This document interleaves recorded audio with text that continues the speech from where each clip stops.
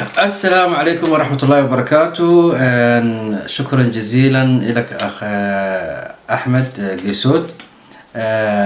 وشكرا لقناة الوطن العربي على استضافتي في هذا البرنامج القيم. أنا اسمي عدنان إسماعيل حرسي. إن شاء الله بحاول إني أنا أجاوبكم بكل شفافية وبكل مصداقية عن أسئلتكم إن شاء الله اللي طرحتوها. طبعا أول سؤال هو هل من الممكن إجراء الانتخابات القادمة في موعدها؟ طبعا الانتخابات الصومالية بنظري الجواب يكون احتمالين. أول احتمال إذا كنا شعب ناضج لموضوع الانتخابات، لو كان لدينا سياسيين فعلا يهتمون بوضع الشعب الصومالي وصادقين بأنهم عاوزين يخدموا شعبهم، مش إنه شعبهم هو اللي بيخدمهم. لو في وعي بين الشعب نفسه عن فكرة الانتخابات أو أهداف الانتخابات، وشو معنى كلمة إنك تنتخب شخص، هل تنتخبه لشخص أم تنتخبه لأهداف اللي هو طرحها والمشاريع اللي هو طرحها. عندما نكون واعيين بالأحداث اللي تدور حوالينا، سواء كانت أحداث اقتصادية، أحداث سياسية حوالين المحيط اللي نحن عايشين فيه، سواء كان الحالات الصحية اللي موجودة وكيف إن نحن نتداركها، وكيف إن نحن الأوضاع هذه كلها نستفيد منها في إنجاح انتخابات صومالية كويسة. إذا كان عندنا هذه الشروط، الوعي وسياسيين على دراية بالوضع اللي هو الحالي موجود، أقول أن الانتخابات صعب أنها تحصل. لذلك لما يجي واحد سياسي يقول لي في فترة كورونا أنا عاوز أعمل انتخابات، معناها أنه في أنانية من السياسيين، هذا أول شيء. بالإضافة أنهم ما يهتموا بصحة الشعب المسكين اللي بينتخبوا. he don't care، بس انتخبوني أنا. وهذا ممكن تجيب أمراض كثيرة، ممكن تجيب حالات وفيات كثيرة، ممكن آباء يفقدون أطفالهم، ممكن أطفال يفقدوا آبائهم. فشو الفائدة أن أنا في وقت ضيق اللي ما عندي مسافة وما وجدوا علاج لهذا المرض، أن أنا أحط صناديق اقتراع في مثلا قروي وفي بوصاصو وفي مقديشو وفي أوزع، والشعب أصلا ما عنده نظام صحي كويس. إن بكرة إذا انتهت الانتخابات بتكون أعداد الأمراض كثيرة، فليش أنا أهلك المجتمع بسبيل إنه أنا ينتخبوني؟ طبعا إذا السياسيين عندنا واعيين بيفكروا بهالنقطة أول شيء. لكن إذا أنا مشيت على حسب النظام الشعب الصومالي والسياسيين الصوماليين اللي أساسا انتخاباتهم عامة تعتمد على شيئين: العاطفة والقبلية. يعني أنا أكره شخص معين، بس أكرهه، أنا عاوز يروح عني بدون بديل موجود. بالإضافة أنه مثلا في أحزاب كثيرة الحين طلعت، يوميا يطلع لنا حزب جديد حاليا في الفترة الأخيرة. هذه الأحزاب شو أهدافها ما حد يعرف. والحقيقة الأمر أنه الأحزاب اللي قبلها اللي كانت موجودة الكبيرة حاليا في الصومال هي نفسها لم تقدم أي برنامج يقنع هذا الشعب. طبعا إذا الشعب المثقف أنا أتكلم، طبعا أكثرية شعبنا غير مثقف حقيقة، ودائما يتم استغلاله قبليا وعاطفيا وأشياء كثيرة.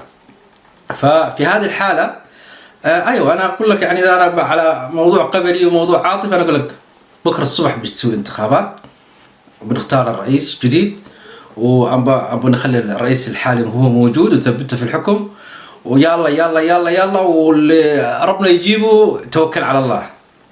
وهذا سيستم أعتقد ما بينفع أي شعب، لذلك أنا أنصح دائما أنه المجتمع الصومالي يفتح عيونه كويس، خاصة شخص هو متقدم للانتخابات وعاوز يكون رئيس للدولة، يقول لك خلي ولا صحتك، موت أنت في سبيل أنك أنت تحط لي ورقة أوكي في علبة وتنتخبني. بكرة هذا ما بيقدم لي أي حاجة أعتقد. طبعا سؤالك الثاني، في ظل الخلافات بين الحكومة الفيدرالية وحكام الولايات والأحزاب المعارضة كيف يمكن اتفاق نوعية الانتخابات القادمة؟ طبعا نحن مشكلة كبيرة عندنا موضوع الفيدرالية. نحن أصلا الشعب حقيقة، أنا بتكلم معك بكل شفافية وبكل مصداقية، في ظل الخلافات بين الحكومة الفيدرالية أصلا أعتقد السياسيين حقنا أو السياسيين الصوماليين لم يفهموا معنى الفيدرالية نوعين. أما الفيدرالية تكون السلطة المطلقة للرئيس الدولة، أو فيدرالية السلطة المطلقة لرئيس الوزراء. يعني مثلا في أمريكا عندك السلطة المطلقة لرئيس الولايات المتحدة، في ألمانيا عندك السلطة المطلقة لرئيس الوزراء. فنحن مشكلة إن عندنا نحن خافصين نظام ألماني على نظام أمريكي. يعني كل واحد إجا وفصل نظام على كيفه وعاوز يندمج نظامين في المجتمع الصومالي. وأعتقد هذا النظام الموجود الفيدرالية ما بينفع الصوماليين أي حاجة. أما أنه يكون نظام فيدرالي يكون القوة العظمى للرئيس وهو المنفذ وهو اللي يتحمل كل حاجة، وهو الأقاليم هذه تكون تابعة له، والأقاليم يكون اسمهم حكام أقاليم وليسوا رؤساء أقاليم أو رئيس فخامة الرئيس. وهذه المشكلة عملت أزمة كبيرة موضوع المسميات، لأنه الرئيس الصومالي والرئيس بوتلان هم شايفين نفسهم أنهم متوازين القوة ومتوازين كل حاجة. فالموضوع المسميات هذه عمل لنا أزمة كبيرة. والحقيقة أن المجتمع الصومالي ما درس الفيدرالية شو أضرارها وشو فائدتها. يلا الفيدرالية، يلا زمان الأيام لما حصل في انقلاب لسياد بري، يلا الوطنية، يلا ندخل حرب، وكل حاجة تعتمد على العاطفة، وكل شيء مبني على إنه يدعم ابن قبيلتك. فالفيدرالية لما تكون مبنية على قبائل ما تنجح. الفيدرالية الحقيقية هي إن الشعب يكون متشارك في كل شيء، متشارك في الرأي. العاصمة نفسها اللي فيها الحكومة واللي بيكون فيها انتخابات، الإقليم هذا نفسه أوكي مش إقليم، يقول لك هذا حق الصوماليين كلهم. طيب الشخص اللي عايش في مقديشو ما يقدر ياخذ أو الحزب اللي من سكان مقديشو ما بيقدر إنه يروح ياخذ صوته في مثلا قروي، لأن قروي هناك قبائل ساكنين وهم اللي عملوا الحزب حقهم، وأكيد إذا بيعمل الحزب هذا بيترشح في منطقته هو اللي بيفوز. مثلا اللي ساكن في منطقة قلمودق بتروح الانتخابات الصناديق هناك، وفي نفس الوقت يعني بينتخبوا الشخص، لكن الشخص اللي هو أصلا من حزب اللي أصلا من سكان مقديشو ما بيحصل أي صوت في هذا المناطق. فهذا الظلم موجود، ولازم إنه أول حاجة أنا بنظري إذا نريد انتخابات فيها مصداقية لازم العاصمة تتحول إلى إقليم، على أساس إنه الحزب اللي يخرج من العاصمة يكون عنده باور ويقدر يروح يترشح، لأن إذا ما ترشح هناك وما حصل أصوات أوكي يقدر يجي يحصل هنا أصوات. يعني أنا ما أعرف كيف أوصل لكم فكرة، لكن على العموم أنا أرى إنه أول حاجة البرنامج اللي قبل الانتخابات مفروض إنه يكون في إقليم بنادر ستيت يرى النور، بعدها بتكون في حاجة اسمها انتخابات شعبية وصناديق واقتراع. لأن أنا أشوف الاستعجال في هذا الموضوع أول حاجة حيعمل أزمات، حيعمل نعرات قبلية، وحاليا احنا نشوف الوضع كيف يعني في السوشيال ميديا، ان هناك في اصوات تطالب انه يكون عندهم اقليم على اساس انه فعليا لازم يحصلوا صوت. اتمنى ان هذا الموضوع انه يتغير، والعاصمه تكون حكم في منطقه معينه متركزه، والسلطه الفدراليه الصحيحه اللي هي ان المقديشو تكون هي عاصمه الصومال، وفي نفس الوقت تكون اقليم لها برلمانها، له حكم الخاص، عشان تكون في عدالة وفي توازن قوة في المنطقة. ومثل ما بديت في البداية انه في فهم خاطئ للفدرالية، انه مثلا حكام الاقاليم هم يعتبر نفسهم اصلا رؤساء الصومال، والرئيس هذا الموجود في الدولة الفدرالية اصلا عامل لهم ازمة كبيرة، مقيد لهم حرياتهم. لذلك الدستور الصومالي حتى الآن من عام 2012 لم ينتهي، وحتى الآن الأسباب غير معروفة. عشان إنه انتخابات زي هذا تحصل لازم يكون في دستور واضح وصريح لكل حاجة. من يترشح لهذا الحكم يقول لنا الدستور سيكون جاهز في مرحلتي، ولا يكون في دستور ولا في أي حاجة. لذلك أزمة الفدرالية حتعمل ضغطها بقدر الإمكان أنها تسقط الحكومة، والحكومة ستحاول قدر الإمكان أنها يعني زي لعبة القط والفار، وهذا ليست أجواء صحية لهذا الشعب المسكين اللي هو ضحية. طبعا أنا دائما أعيدها، ضحية سياسيين. الشعب هو يحب بعض، والشعب هو يعشق بعض، والشعب هو يقدر بعض، لكن نحن ضحية سياسيين لهم مصالح خاصة، غير مهتمين بالشعب، غير مكترثين فيني وفيك. فلذلك نحن علينا ان كشعب ان نحن نكون فاتحين عيوننا وفاتحين اذاننا لكل ما يحدث حوالينا، حتى غدا انه ما نضيع مستقبل ابنائنا زي ما احنا مستقبلنا ضاع. طبعا لو انا جيت لسؤالك الثالث ان شاء الله، ما هي اهم العقبات امام اجراء انتخابات رئاسية في البرلمان؟ طبعا هو في عقبات كثيرة، نحن كصوماليين نفسنا عقبة كشعب نحن نعتبر عقبة. طبعا نحن شعب اصلا المستوى المعيشي حقه حد الفقر بالنسبة كبيرة. الحين يقول ليش انت ذكرت موضوع سياسي وحد الفقر؟ طبعا الشعب لما يكون هو محتاج، والشعب اصلا هو يكون فقير، يسهل استغلاله وتوجيهه على حسب المال. هذا يساعد انه تدخل دول اجنبية في السالفة في الموضوع، ويستغل فقر هذا الشعب، ويستغل فقر طبقات يعني هم احسن، لكن في نفس الوقت لهم تاثير كبير، انه يشتروا الاعلاميين، يشتروا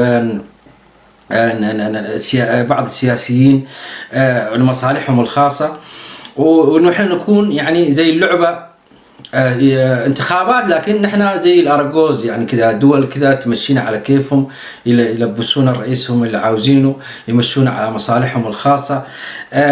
الفقر كافر يخليك تعمل اي حاجه. بالاضافه انه نحن مجتمع قبلي. طبعا القبليه اساس من اساسياتنا، ان نحن نختار شخص على اساس قبيله، فلان قبيلتي، فلان ابن عمي، فلان ابن خالتي، والشخص هذا ممكن هو نفسي انا اللي اقول هذا ابن عمي، بكره لما يجلس على الكرسي ما يعمل لي اي حاجه ولا يقدم لي اي حاجه، بالعكس ممكن هو نفسه بكره يكون احد اضرار اني انا ما احصل تعليم كويس، ما احصل صحه كويسه، ما احصل تعليم كويس. لذلك ما دام نحن مجتمع قبلي وربنا عمانا عن الخيرات الموجوده في بطننا، وعمانا عن ان نشوف الشخص الصحيح ان نختاره، فاعتقد انه الموضوع انه بنطول عشان حتى نفهم شو معنى كلمة انتخاب، وانك تنتخب شخص، لان انت فعلا ما تنتخب شخص، انت تنتخب ابن عمك او ابن خالتك، ما تنتخب شخص يخدم هذا البلد. فهذه العقبتين، الفقر والقبلية، اهم عقبات الموجودة في اي انتخابات موجودة، اي انتخابات تحصل. فاتمنى ان شاء الله ان الشباب ما دام يسمعوني الحين في هذه القناة، في أشياء مهمة في كل حياة بني آدم. نحن في أوروبا والدول العربية شفناها يعني إنه في أنظمة ديكتاتورية عربية، لكن على الأقل تقدم حياة رخاء واستقرار وتعليم كويس حق أبنائها.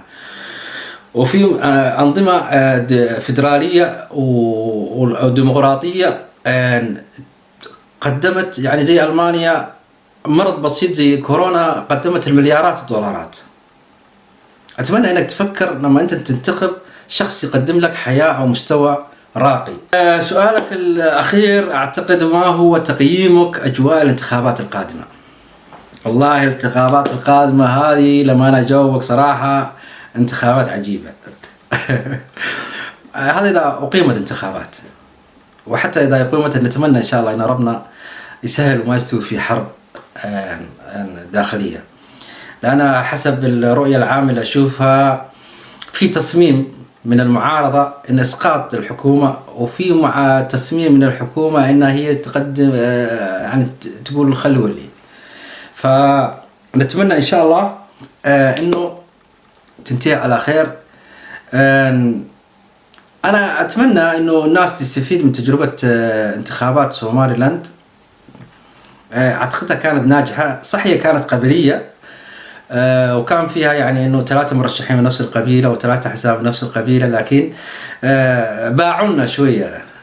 أتمنى إنه السياسيين اللي في الصومال يقدروا يبيعوا ولو جزء بسيط من الانتخابات اللي باعوها لنا أخواننا أو أنا منهم يعني من سوماليلاند، وأكلناها يعني كده وتقبلناها، يعني حلوة كانت. يعني أتمنى إن شاء الله تكون كذا، يعني يكون في شفافية، الأحزاب تحط برامجها، كل حزب شو وضعه.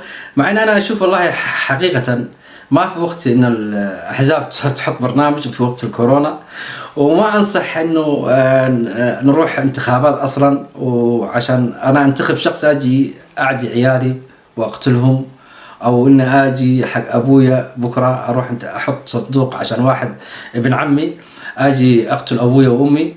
لذلك أنا ما أنصح أن كشعب صومالي أن نعمل انتخابات في الوقت الحاضر، لكن هم يشوفون طريقة، نحن ما نكون ضحية. هم يشوفوا صرفتهم كيف يعملوا انتخاباتهم. إن شاء الله حتى لو غرفة صغيرة جابوهم مع بعض ال4 أحزاب أو 5 أحزاب هذه، ننتخب مين أنت وينهوا الموضوع. لكن إنه يرموا الشعب التهلكة، والله هذا شيء محزن.